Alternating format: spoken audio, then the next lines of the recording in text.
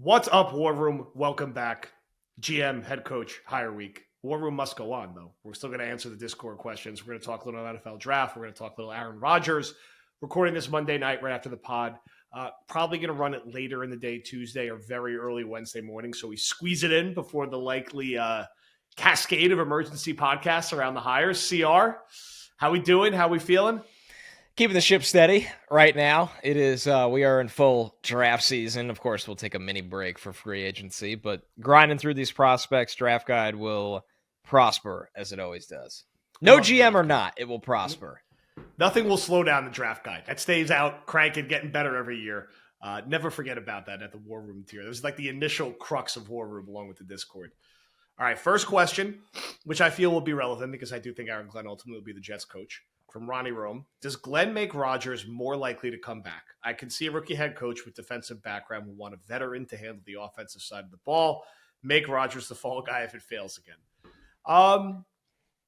I could see the case there, right? Like Glenn is coming from on a team with Jared Goff that, despite what happened last weekend, has had a lot of success. Oh yeah, I could see him being like, I could trust that veteran guy, to manage the offense. Now, is Rodgers actually going to manage the offense? We talked about this a lot. Or is he going to freelance and throw to his buddies and do whatever he wants and live in the 5-yard horizontal box? I think it would not stun me if Glenn was like, we want to have Aaron around next year. I wouldn't say betting odds. It's more likely than not. But I wouldn't say it's shocking for a first-time head coach like him who's coming from a situation like Detroit being in favor of him playing here for a year. That doesn't mean it's going to work out or Rodgers actually doesn't really want to just get traded and like go to Pittsburgh or go somewhere else. And that's not what happens. But I don't think this is going to be like as like swift as some people think it is, because I could see Glenn's opening presser being like, he's Aaron Rodgers. I respect the hell of him. He's a first ballot Hall of Famer. We're going to look at everything. And of course we'd love to have him. And then 6 weeks later, he's traded or he retires, or he's just back. Like, I think with Glenn, I don't know, 25, 30% chance Rodgers is back. Maybe like 5% higher than a different coaching hire. I don't know. Where do you think that lands? Yeah, right. You have to look at this and think of, Aaron Glenn, to his credit, has been at a place that got there and they didn't flip the switch in 1 year, but they did flip it pretty quick compared to where they were. So he's not going to want to go in and say like, there's going to be expectations when Aaron Glenn gets here. That's a nice thing. I remember when Saleh got here, and this isn't really a critique of Saleh, it's a mini one, but there was a big cushion. Like when Saleh got here, you kind of knew that things were going to take a little bit, and he started to talk about it too much in press conferences. The instant, I always bring instant coffee up. That's one of those that just drove me insane. Not the first 3 times I heard it, but like 6th and 7th time. I don't think Glenn operates that way, and I think that's a player's mindset. This is somebody, and that's, Parcells a little bit too. Like, I think Glenn would come here and he would want to use every tool to his advantage that doesn't, now this is an important point, that doesn't really hurt the future to win now. The Rodgers problem is it does hurt the future. The cap situation does unravel even more the further you get into it. And if you look at the Jets next year, and obviously we're gonna have a long conversation with Jason from Over the Cap on the docu-series. And if you follow Jason's work, he's talked a lot about the Rodgers contract. There's a really good YouTube video he did. But there is a chance for a regime to come here and just be like, hey, man, we're going to cut him. We're going to eat the entire hit next year. And then we're going to start rolling after that. And we're going to get everybody to buy in and believe because we have talent for next year. Doesn't mean we're going to roll over.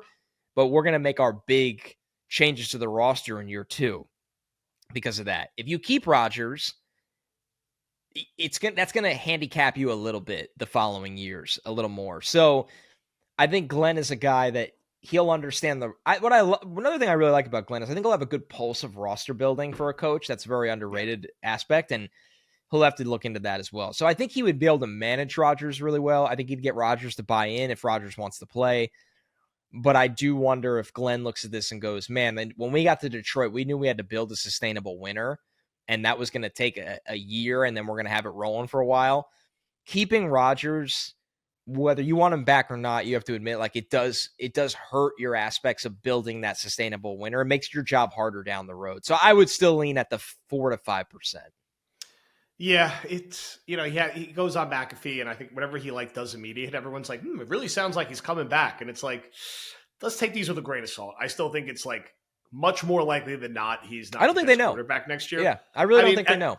I think they gotta put a bow on this search first, finally, and then that becomes the next thing you focus on, along with Garrett Wilson's situation and contract. All right, this one from Flip0077. Figured this would be a fun one for our offseason war room. Times Up Wealth, what we discussed last week. If you could change one draft pick from Douglas's tenure, what would it be? I'm going with an unpopular one of taking JSN over McDonald. Where does your head jump towards? JSN's been very good, and the Jets could use another really good young receiver. That would be a fun duo, as we discussed last week. McDonald, also incredibly encouraging year 2. But where does your head go, CR, on one pick that comes to mind that you would swap? Oh, man. So what's our year limit here? I mean, it says any Douglas draft pick. I mean, any Douglas draft. Okay. The Zach Wilson one would be a little too obvious. So what would be another one? Okay, yeah, that's a good caveat. Wait, so he would take JSN over McDonald. That's interesting. Yeah. I wanted JSN that year, and I loved him. Popular mock pick for Badlands. Yeah, he reminded me. I remember when I said at the time, I was like, this isn't going to be received well. But he reminds me of Cooper Kupp a little bit, but I don't I would still take a double-digit sack pass rusher over a receiver, but it's at least a combo. Obviously, we're pumped with Olu. I would keep McDonald. Wow, that's 2022. They played it really, really well, and you can't change Zach Wilson, which is the easier one. All right, so then it has. No, the one is on a platter. It's your favorite one. It's my favorite one. I take Wirfs over Mekhi Becton, and this is my favorite one also because in this world, it's very easy to get caught up in hindsight. We all do it. I react on the Bleacher Report show, which is still on YouTube, when the Jets are on the clock because I couldn't believe Wirfs was still on the board. And I say, Left goes like, oh, Connor, who do you think it is? I'm like, it has to be Tristan Wirfs. I can't believe he fell to the Jets. They got to be so excited. And they took Becton. Which, by the way, He had the most Becton game ever in the playoffs, right? He had amazing run rep and then ridiculous penalty and beat for a sack. It's just all over the map. The movie style block in the run game. Highway 77, baby. Yeah, Highway 77 block that gets clipped out on social media and everybody's like, this guy's incredible. And then he's getting demolished in pass pro. Becton, what people have to remember, Becton was not in shape here. So it's not, there are so many, man, the Jets failed that guy's story. There's so many where the Jets are wrong and the player wasn't. They just should have never taken him. That's where it was wrong. He needed the wake-up call in Philly that he's gotten for his career, but that's not one of those, man, this is such a feel-good story. That's one where I'm like, no, it's not at all. There's way more nuance there. Yes, yes. To what happened. So, yeah. I don't know. You know where my head goes? And this is not a one-to-one. We drafted Malachi Corley and got cute last year on day 2. You know what would be great to have? Lad McConkey or something would be awesome. Just a really if they got aggressive receiver. And went up for a receiver. Yeah. And could we have done better and got a guy who could contribute? Now, look, Corley's career is not over. His story's not written yet. And they moved up for him.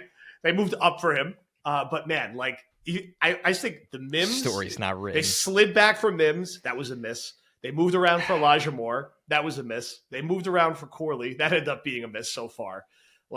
Where is that day 2 receiver that's a good one, just awesome making plays? And it might not be McConkey exactly, but there's plenty of other examples in recent years of finding those guys who. Well, it's Jalen McMillan, right? Yeah. That's your answer. I was looking at the board, and I wouldn't have done that at the time. This is more of a hindsight combo. But McMillan has been good for the Bucs this year, and he went after Corley. There's just better players that went, after Corley. It was just you highlighted it better though. It's not, hey, would you just swap out at 65? Their strategy sucked. The no idea, feel for the board. No feel for the board. If you were all in on this year, and their evaluations sucked. They said Corley was their wide receiver 4? Yeah, better than Brian Thomas. Yeah, idiots. Terrific. What they should have done, and you kind of already said this, you can't go, well, they couldn't get those guys. They traded up for Corley. They should have traded up further and got one of the actual good receivers. McConkey went at 34. Jalen Polk had a really bad year for New England, but I think he's going to be a bounce back candidate. Like, I think that place was just an absolute nightmare for any offensive player this year, but I know he didn't have a good year at all. It's funny watching like Sanders still make plays for the Commanders at corner in the playoffs. He went at 50. But yeah, there was a lot of receivers that you could have went up for, because if you look at it, look at what they sunk into the position. They traded up for Corley. They took him with the 65th pick, which is the first pick in the third round. They traded a third rounder for Devontae Adams because that pick didn't work. Yep. So they sunk a lot of assets into wide receiver when they could have all just gotten it right the first time. And the entire cupboard could be bare in like 2 weeks if like Adams goes with Rodgers. It probably is. Just have Garrett Wilson and nothing else. So not a fun one. I'm going to ask you one that I'm curious about. We talk a lot about the first pick. We'll talk about it ad nauseum the next few months.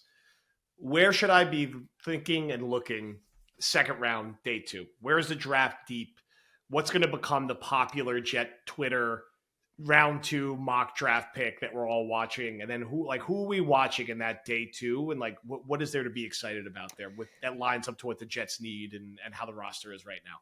Well, the easy transition is wide receiver, right? Because this class has some talent on day 2. Jack Besh from TCU. That would be an interesting name. Jalen Knoll, and I really like Jaden Higgins. They're both Iowa State wide receivers, ironically. I think those will be some popular names on day 2 if the Jets need a wide receiver. But where this class is also deep, I actually like the interior defensive line of this class. So say the Jets don't get Mason Graham with their top 10 pick. I mean, there's going to be a lot of talent with that second rounder that can help their interior defensive line. So, I mean, you can keep an eye on a lot of different names at that spot. Like Tyleik Williams from Ohio State will probably be gone already, but maybe not. Deion Walker from Kentucky is a name that comes to mind. Alfred Collins from Texas, I bet people really like. He's been stout. They need somebody next to Quinnen Williams. It's a good interior defensive line class. It's kind of funny. It feels like classes never align with what the Jets need. And this year, you look at the Jets and you go, man, they need some like meat and potatoes picks. Tight end, interior defensive line, tight end, please. Safety. Address tight end. Safety. This is a good class for all 3 of those, and I think they could actually do well there. I would love to see them try to find a way to get more picks. I don't know how they're going to pull that off, but yeah. You know, a draft pick we forgot? Taking Trey McBride instead of Ruckert might have been a move to think on potentially. 0 touchdowns. Also, if someone could find this stat, I'm fascinated to know it. Someone asked on Twitter, what Jet skill possession player has played the most games or reps without scoring a touchdown for the team? And it was an illusion of Ruckert, who's now played 3 full years here and doesn't have a touchdown yet. So, like, what receiver, tight end, or running back played 50-plus games here and did not score a touchdown? So if anyone knows that answer, I don't know it. I usually am good with this random-ass trivia, but, man. I'm going to try to get you an answer during this show. I'm not going to be able to go back to like 1991. A listener will have to do that, but like in this recent era, I want to know who the other Ruckerts are. I am fascinated to know who is in that group, and I do really hope that again, like tight end becomes a focus 3. Whether you keep Conklin or not, if you want to keep Conklin like 2 years, $12 million, tight end 2, I like it, but take some swings in the draft. That's not Zach Kuntz, and look into the pro market. You know, look if you can make a trade, like something like that. Boost the room up a little bit. No touchdown. It's really amazing. It's like 50 Didn't Nick Bawden score a touchdown at some point? Yeah, he did. Jets Pats week 3 with Zach Wilson. Right. Great anytime touchdown bet if you had him that week. I mean, oh my God. It's hard to play that many games and not like Ben Hartsock scored touchdowns. James Dirth scored a touchdown. He was their long snapper. I mean, Connor McDermott scored a touchdown. He was a tackle. Yeah, people you fall into him. Man, CJ Uzomah was like one of the worst signings in the last 5 years. He had like 4 or 5 touchdends here. I'm running. It's a tough one. I am running data right now. I was like, the end of the stick around for the end of this show because I'm gonna find somebody. I'm like literally trying to sort data for the last 2 decades for this. Underdog fantasy championship weekend, Bills Chiefs again, disgusting. But here we are. You got to get the higher lowers in between the Eagles and the Commanders. A lot of action to take advantage of. There's only 2 more weeks of games left, so you got to squeeze it out. Use promo code Badlands for the deposit match. CR, what are some things you're watching for in the AFC Championship game? If Saquon Barkley's playing football, this is really, really easy. Just smash the over, the higher. 230 yards a week. Yeah, you go higher on the rushing total, or you go higher on the longest rush. I've had a lot of fun with that one with him this year because he's just the long run king. And then find something else just to pair with it, and you're smooth sailing. So it's the playoffs have been awesome for that. Amen. All right. Make sure to trail Underdog. Make sure to trail Badlands with promo code Badlands on Underdog Fantasy. Take advantage of all the action championship weekend.